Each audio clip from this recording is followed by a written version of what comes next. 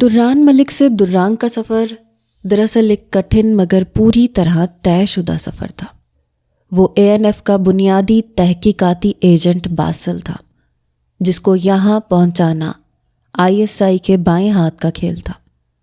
پلک جھپکتے ہی یہ 5 سال پر لگا کر گزرے، لیکن ان 5 سالوں میں دران عرف درانگ یعنی کہ باسل اس فلم نگری میں نہ صرف مضبوطی سے اپنے قدم جما چکا تھا بلکہ بہت سی معلومات ANF ایجنسی تک پہنچا چکا تھا۔ جیسے ہی وہ ایک معمولی اسٹنٹ مین سے ایک فلمی ستارہ بنا، اس نے سب سے پہلے انل کو اور پھر اسفند ملک کو یہاں اپنے پاس بلا لیا تھا۔ ملک ہاؤس کے مکین جو نوین کی تمام جائیداد کا دکھ ابھی تک نہیں بھولے تھے اور اٹھتے بیٹھتے دران کو کوستے تھے، اب دران کی اس کامیابی پر اور پھر اسفند ملک اور روبی کو اپنے پاس بلانے پر جہاں دنگ تھے، وہاں خوشی سے پھولے نہ سمائے۔ دران کی دیکھا دیکھی روبی کو لگا کہ برہان بھی باقی سب چھوڑ دران کے اثر و رسوخ کے ذریعے انڈسٹری میں قدم جما لے تو کیا پتہ وہ بھی دران کی طرح شہرت کی بلندیوں پہ پہنچ جائے۔ اور اسی طرح برہان بھی پڑھائی چھوڑ کر اداکاری کرنے لگا، لیکن وہ ہالی ووڈ فلم نگری میں قدم نہیں جما سکا۔ اس لیے 4 سال سے وہ مختلف ٹی وی شوز میں چھوٹے موٹے کردار نبھا رہا تھا۔ اس کے برعکس دران پوری فلم نگری میں اپنی الگ پہچان اور نام بنا چکا تھا۔ وہ اس اداکاری کی آڑ میں فلم نگری سے تعلق رکھنے والی بہت سی چھوٹی مچھلیوں کو جو اس گھنونے جرم میں سرگرم تھیں جلد ہی پکڑوا چکا تھا، لیکن کچھ ایسی بڑی مچھلیاں اور مگرمچھ تھے جو اب بھی پوشیدہ تھے۔ دران یہاں ایجنٹ باسل بن کے کوئی ایک واحد ایجنٹ نہیں تھا، وہ ایک مکمل گروہ کی صورت میں موجود تھے جو ایک دوسرے کے کام کو آسان کرتے تھے۔ دران کی طرح ہمیشہ بنیادی ایجنٹوں کو رہنماؤں کے ساتھ گروپس میں تشکیل دیا جاتا۔ یہ رہنما براہ راست کنٹرولر کو رپورٹ کر سکتے ہیں۔ یہ بنیادی ایجنٹوں میں معلومات فراہم کرتے ہیں اور مقامی موضوع کے بارے میں جاسوسی یا مہارت کے ذریعے ایک دوسرے کے ساتھ تعلق میں رہتے ہیں اور بنیادی ایجنٹ کے راستے ہموار کرتے ہیں۔ اس کے علاوہ بنیادی گروپ میں ایگزیکٹو ایجنٹ بھی شامل ہوتے ہیں جو تخریب کاری اور قتل و غارت گری اور بروقت ضرورت نئے قابل یقین ایجنٹوں کو بھرتی کرتے رہتے ہیں۔ دران یہاں ایک بنیادی ایجنٹ بن کے آیا تھا اور اس کے علم سے بھی زیادہ یہاں اس کے معاون ایجنٹ موجود تھے جو اس کے راستے ہموار کرنے میں مددگار تھے تاکہ وہ یہاں بنا کسی شک کے ہر قسم کی معلومات تک رسائی پا سکے۔ دراصل آپریشن ایجنٹوں اور ضمنی گروپ دونوں بنیادی ایجنٹوں کی حمایت کے کردار میں خفیہ ہوتے ہیں۔ وہ ISI کے خفیہ آفیسر ہوتے ہیں۔ یہ اضافی کاموں میں سرگرم ہوتے ہیں جیسے کہ ایجنٹ کی معلومات بروقت ایجنسی تک پہنچانا، ایجنٹ کو مختلف بات چیت کے ذرائع مہیا کرنا جیسے کہ مواصلات، جس میں خفیہ ریڈیو ٹرانسمیشن، سلیپرز، کوریئرز اور مختلف ریڈیو نشریات کے لیے مختلف مقامات کی تلاش وغیرہ جیسے کام شامل ہیں۔ اس کے علاوہ دیگر اضافی کاموں میں بھی وہ لوگ شامل ہوتے ہیں جو کور جاب کرنے والے ایجنٹوں کو قانونی حیثیت دے سکتے ہیں، اور ایسے ماہر جو دستاویزات کو جعلی بنا سکتے ہیں یا اصل ذریعے سے غیر قانونی کاپیاں حاصل کر سکتے ہیں۔ سیف ہاؤسز، سیف میل ڈراپس اور سیف ٹیلی فون دوسرے اضافی کام ہیں جو وہ لوگ بنیادی ایجنٹ کے لیے سر انجام دیتے ہیں۔ بنیادی ایجنٹ کے علاوہ ایک ایجنٹ رسائی ایجنٹ ہوتا ہے۔ انٹیلیجنس ویلیو کے مادے تک رسائی ایجنٹ کے پاس قابل ذکر رسائی نہیں ہوتی، لیکن ان لوگوں سے رابطہ ہوتا ہے جو خود ہر ضرورت کے وقت اس سے رابطہ کرتے ہیں۔ ایسا شخص ایجنٹ کے لیے فوجی اڈے کے باہر حجام جتنا آسان ہوتا ہے، یا تھنک ٹینک یا علمی ماہر جتنا پیچیدہ ہو سکتا ہے، جو حساس مواد تک رسائی کے ساتھ سرکاری اہلکاروں کے ساتھ باقاعدگی سے تمام معاملات پر بات چیت کرتا ہے۔ حساس مواد کو سنبھالنے والے نجی اور عوامی تنظیموں کے اندر انسانی وسائل کے کارکنان، استقبالیہ دینے والے اور بظاہر کم سطح کے دیگر عملے حساس افراد تک رسائی کے حامل لوگوں کے بارے میں بہت کچھ جانتے ہیں۔ کچھ ملازمین جیسے محافظ اور چوکیدار جن کی باضابطہ رسائی نہیں، پھر بھی وہ محفوظ کیمروں اور کنٹینرز تک رسائی حاصل کر سکتے ہیں۔ ایک رسائی ایجنٹ اور بنیادی ایجنٹ کے درمیان ایک دھندلا سا علاقہ ہوتا ہے جو اپنے کلیکٹر کو کسی علاقے میں بآسانی جانے دیتا ہے۔ اسی طرح دران کے آگے پیچھے بہت سے معاون اور رسائی ایجنٹ موجود تھے۔ وہ اس وقت درانگ ولاس کے خفیہ کمرے میں موجود تھا جہاں اس کے رابطے کے تمام مواصلات وغیرہ موجود تھے۔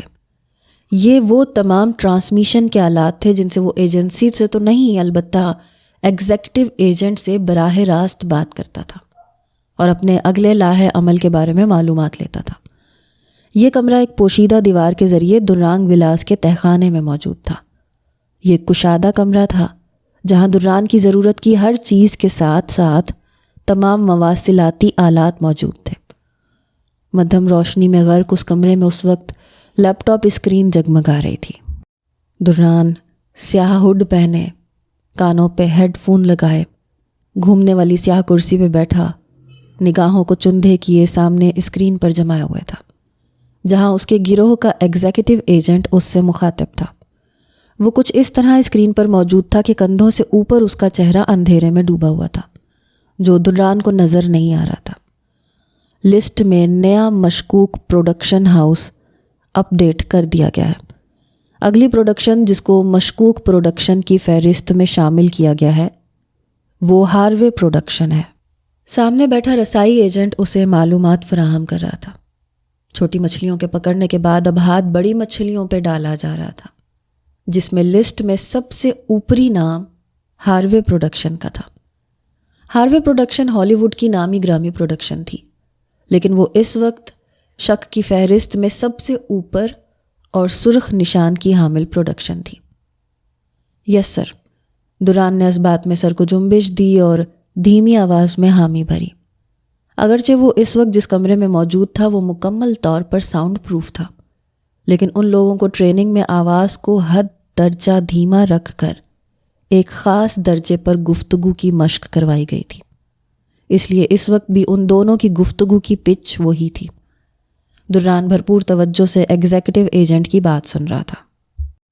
یہ پروڈکشن اپنے نئے میگا پروجیکٹ کے لیے شوٹنگ کا کچھ حصہ کسی غیر ملک میں سر انجام دینے جا رہے ہیں۔ ملک کا نام تو ابھی معلوم نہیں ہوا، ہاں البتہ بہت جلد یہ تمہیں اس میگا پروجیکٹ میں سائن کی پیشکش کرنے آئیں گے۔ مجھے کیا کرنا ہوگا سر؟ Accept it? یس سر، دران نے لب بھینچے اور سر اس بات میں ہلایا۔ اوکے جوان، ہماری ملاقات اب اس معلومات کے بعد ہوگی، لیکن تمہیں اس بار بروقت رابطے کے لیے ایک کوڈ دیا جا رہا ہے جسے تم معاون ایجنٹ سے کسی بھی لمحے رابطہ کر سکتے ہو۔ وہ متوازن لہجے اور رفتار میں لفظ ادا کرتے ہوئے اپنی بات مکمل کر چکا تھا۔ دران نے سر کو اس بات میں جنبش دی۔ یس سر۔ باسل، بیسٹ آف لک۔ اسکرین ایک دم سے سیاہ ہوئی تھی۔ دران نے ہیڈ فون کو کانوں پہ سے اتارا اور سر کو کرسی کی پشت سے ٹکا دیا۔ کرسی دھیرے دھیرے جھول رہی تھی۔ ملک کی ہر خفیہ اور ظاہر ایجنسی میں جاسوسوں کو متعدد طریقوں سے بھرتی کیا جاتا ہے۔ کچھ اپنے آبائی ممالک کی انٹیلیجنس ایجنسیوں میں شامل ہو جاتے ہیں، تربیت حاصل کرتے ہیں اور ایجنسی میں ملازمتوں میں آگے بڑھ جاتے ہیں۔ اگر ان کا پس منظر اور تربیت کسی خاص پروفائل پر فٹ بیٹھتی ہے تو انہیں بیرون ملک بھیج دیا جاتا ہے تاکہ وہ ایک پوشیدہ شناخت لے سکیں۔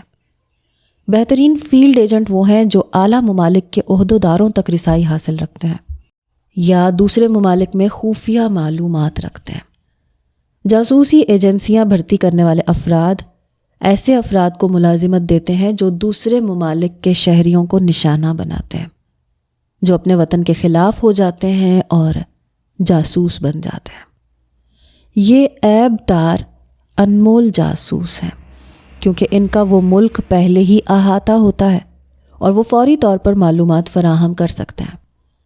ہر ملک میں بہت سے عوامل ایسے ہوتے ہیں جو کسی کو عیب دار شہری بننے اور جاسوس بننے کا سبب بن سکتے ہیں۔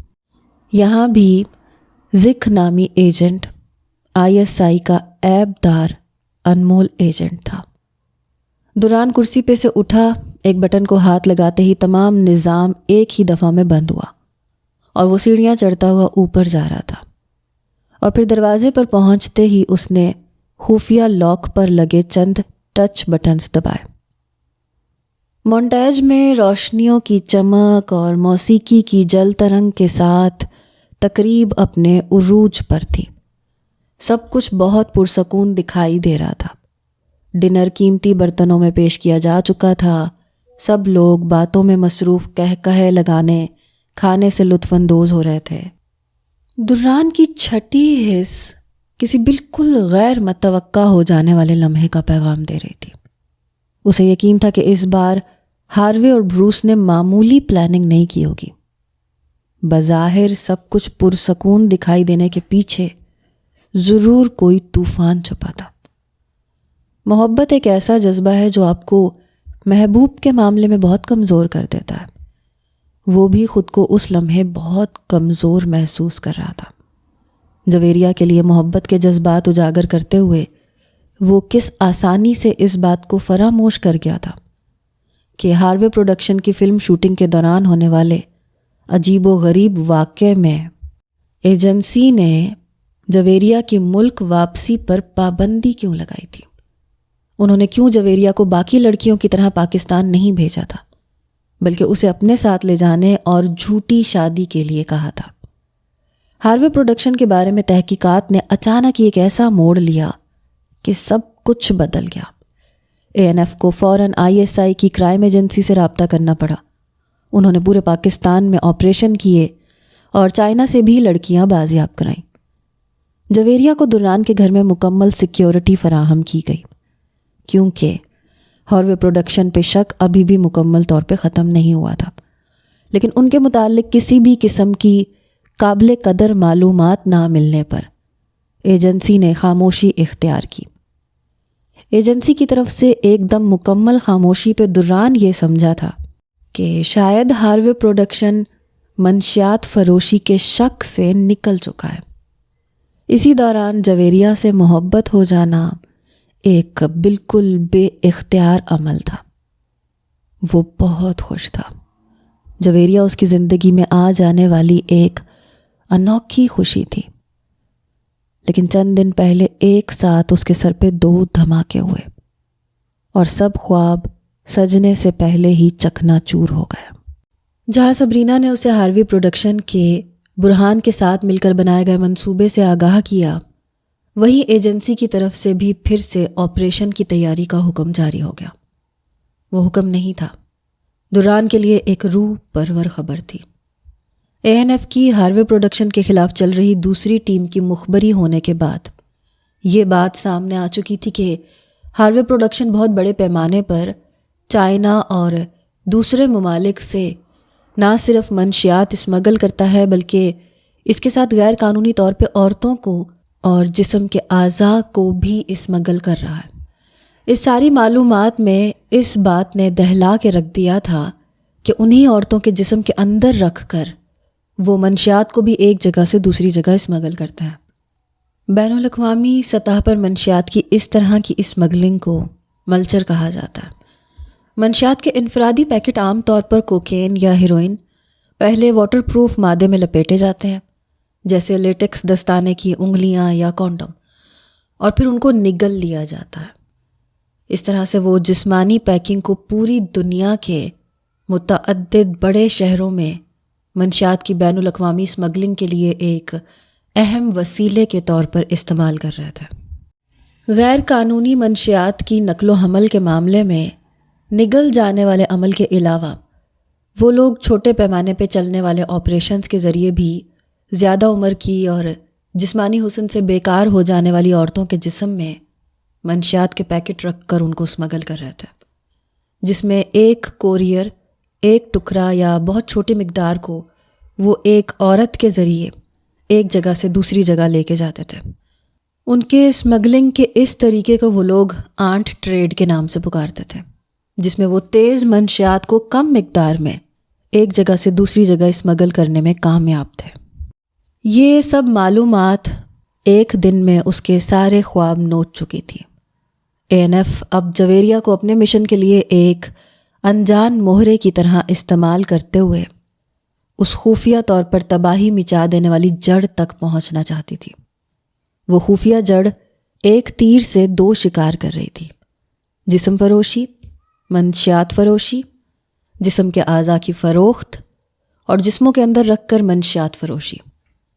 ANF نے اب نہ صرف یہ معاملہ تحقیق تک چھوڑا تھا بلکہ وہ ان کے گریبانوں تک پہنچنا چاہتے تھے۔ دران کی بہت بحث کے باوجود وہ کسی بھی اور نتیجے پر نہیں پہنچ رہے تھے۔ زک کے ذریعے انہیں مونٹیج میں تیار کیے گئے جال کے بارے میں سب پتہ چل گیا تھا، جو دران نے صرف جویریہ کے لیے ان سے مخفی رکھ لیا تھا۔ وہ ان سے جویریہ کو بیچ میں نہ لے کر آنے پر راضی کرتا رہا، لیکن ایسا ممکن نہیں تھا۔ کل تک یہ مشن دران کے لیے ایک حب الوطنی کے جذبے سے جڑا تھا، لیکن آج وہ اس کی زندگی سے جڑ گیا تھا۔ اسے ہر حالت میں جویریہ کو ان تک پہنچا کر واپس لانا تھا، اور اگر وہ جویریہ کو واپس نہ لا سکا تو سانس رکنے لگتی تھی، پورا جسم ٹھنڈا پڑ جاتا تھا۔ وہ باسل تھا، باسل مطلب بہادر۔ ANF نے اس کی پروفائل رینک کے مطابق اسے اس مشن کے لیے منتخب کیا تھا اور بہادر کا لقب دیا تھا۔ فلم نگری میں وہ درانگ تھا، یعنی چیر دینے والا، پھاڑ دینے والا، جو اپنے مضبوط جسم اور نڈر اسٹنٹس کی وجہ سے مشہور تھا، لیکن در حقیقت وہ اس انجان لڑکی کے لیے دران تھا، ایک عام انسان، تمام انسانوں کی طرح جذبے رکھنے والا، دل رکھنے والا انسان، جس کا نام دران تھا، مطلب موتی، ایک قیمتی موتی، سیپ سے نکلا نایاب موتی۔ وہ جو کل تک موت سے نہیں گھبراتا تھا، آج اس کو خود سے دور کرنے پہ گھبرا رہا تھا۔ وہ پچھلے 1 ہفتے سے سو نہیں سکا تھا۔ جویریہ سے شدید محبت تھی، لیکن وہ اسے اور خود کو اس سب کے چنگل سے نکال بھی نہیں سکتا تھا۔ کبھی دل کرتا وہ یہ سب کچھ چھوڑ کے یہاں سے اسے لے کے بھاگ جائے، وہاں جہاں کوئی بھی نہ ہو، صرف وہ دونوں ہوں، مگر ایسا ممکن نہیں تھا۔ وہ لوگ جویریہ کا پیچھا کسی صورت نہیں چھوڑ رہے تھے، اور اب تو معاملہ اور ہی صورت اختیار کر گیا تھا۔ مونٹیج کے شاندار ہال میں ڈنر تقریباً اختتام پر تھا۔ وہ خیالوں میں غرق جویریہ کے قریب کھڑا، بے ساختہ اس کا ہاتھ اپنے ہاتھ میں لے چکا تھا۔ جویریہ نے اس کے یوں ہاتھ تھامنے پہ سٹ پٹا کے اس کی طرف دیکھا۔ وہ بے بسی سے اس کے چہرے پر نرم نگاہیں جمائے ہوئے تھا۔ محبت، عشق، چاہت اور اس کے سنگ جینے کی ان گنت خواہشات، کیا کچھ نہیں تھا دران کی آنکھوں میں۔ وہ کیوں اسے ایسے دیکھ رہا تھا جیسے اسے خود میں سمیٹ لینا چاہتا ہو۔ دران کی آنکھوں کے جذبوں نے اس کے پورے جسم میں میٹھی سی سوئیاں چبھو دی تھی۔ دران نے بمشکل کچھ کہنے کو لب کھولے کہ اچانک اٹھنے والے شور پہ سبھی چونک گئے۔ بیک اسٹیج آگ لگ گئی ہے، مہربانی سے سب لوگ ہال سے نکل جائیں فوراً۔ ایک دم سے ایک چیخ نما آواز ابھری۔ سب نے چونک کے دیکھا، اور اسی لمحے ہال کے اسٹیج پر موجود پردوں پر تیزی سے آگ کی لپٹیں بھڑک اٹھیں، اور اسٹیج کے اوپر موجود فانوس ایک دھماکے سے پھٹا۔ مہربانی سے جلدی ہال سے نکل جائیں، ہوٹل کی انتظامیہ آگ پہ قابو پانے میں کامیاب نہیں ہو رہی ہے۔ اناؤنسمنٹ کے ساتھ ہی ایک دم پورے ہال میں بھگدڑ مچ گئی۔ کھچا کھچ بھرے ہال میں لوگوں نے چیخو پکار کے ساتھ ہال کے داخلی دروازے کی طرف دوڑ لگائی۔ دران نے جویریہ کا ہاتھ مضبوطی سے تھاما اور داخلی دروازے کی طرف قدم بڑھائے۔ آگ بہت بری طرح بھڑک کے پھیل رہی تھی۔ پردوں کے ساتھ لگے سجاوٹی بلب دھماکوں سے پھٹنے لگے۔ لوگوں کی چیخو پکار تیز ہو گئی۔ وہ جویریہ کا ہاتھ تھامے تیزی سے آگے بڑھا تھا جب کوئی ان دونوں کے تھامے ہاتھوں کے ساتھ زور سے ٹکرایا۔ یکلخت جویریہ کا ہاتھ اس کے ہاتھ کی گرفت سے چھوٹا۔ اسی لمحے ہال میں ایک دم سے گھپ اندھیرا چھا گیا۔ اندھیرا ہونے سے چیخو پکار اور تیز ہوئی۔ دران نے پاگلوں کی طرح آنکھیں کھول کر جویریہ کو دیکھنے کی ناکام کوشش کی۔ جویریہ! وہ پوری قوت سے چلایا۔ مگر جواب کے طور پہ اس کی کوئی آواز نہیں آئی تھی۔ اندھیرے میں لوگ مزید بھونچکا گئے تھے اور ایک دوسرے سے ٹکرانے لگے تھے۔ 1 منٹ سے کم عرصے میں پھر سے سب کچھ روشن ہوا۔ دران نے پاگلوں کی طرح نگاہ ارد گرد دوڑائی، لیکن وہ کہیں بھی نہیں تھی۔ وہ لوگ اسے لے جا چکے تھے۔ دران کے چہرے کی رنگت پل بھر کو زرد ہوئی۔ وہ ساکن لوگوں کے ہجوم میں ایک مجسم کی طرح کھڑا تھا۔ مختلف لوگ اس سے ٹکرا رہے تھے۔ باسل، کہاں گم ہو؟ ہوش میں آؤ۔ کان میں گونجتی آواز پر وہ چونکا۔ وہ زک تھا جو اس وقت اس کے ساتھ رابطے میں تھا اور اسی ہال میں کہیں موجود اس سے خفیہ ہیڈ فون کے ذریعے بات کر رہا تھا۔ مطلب یہاں ان کے گروہ کے اور لوگ بھی موجود تھے۔ یس، کہیں نہیں، میں ٹھیک ہوں۔ وہ لوگ جویریہ کو لے جا چکے ہیں۔ کسی کنویں میں سے آتی مریل آواز تھی۔ بہترین، تم نارمل مت دکھائی دو، جویریہ کو تلاش کرنے کا ناٹک کرو، زک نے سپاٹ لہجے میں حکم جاری کیا۔ دران نے تیزی سے ارد گرد نگاہ دوڑائی۔ جویریہ کا سنہری پرس کچھ فاصلے پہ فرش پہ پڑا تھا۔ وہ تیزی سے آگے بڑھا اور پرس کو اٹھایا۔ دران، یہاں کیوں کھڑے ہو؟ چلو باہر۔ انل کے کندھا جھنجھوڑنے پہ وہ سٹپٹا کے پلٹا۔ انل شاید باہر سے پھر سے واپس اسے لینے کے لیے آیا تھا۔ انل، جویریہ کہاں ہے؟ وہ تو تمہارے ساتھ تھی نا؟ کہاں ہے؟ باہر سب کے ساتھ تو نہیں ہے۔ ہوائیاں اڑے چہرے کے ساتھ انل نے اس سے الٹا سوال کیا اور متلاشی نگاہیں ارد گرد دوڑائیں۔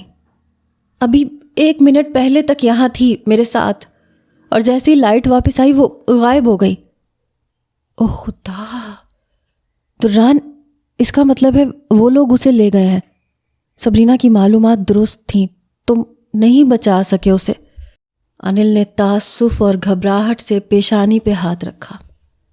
ان تمام دنوں میں وہ انل کو جیسکا میں الجھا کر، اس سے چھپ کر جویریہ کی مکمل سیکیورٹی کے انتظامات کرتا رہا تھا۔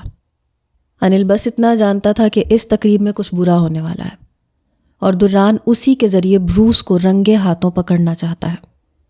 جویریہ، جویریہ! وہ دونوں اب مختلف سمت میں اس کا نام چیخ چیخ کر پکار رہے تھے۔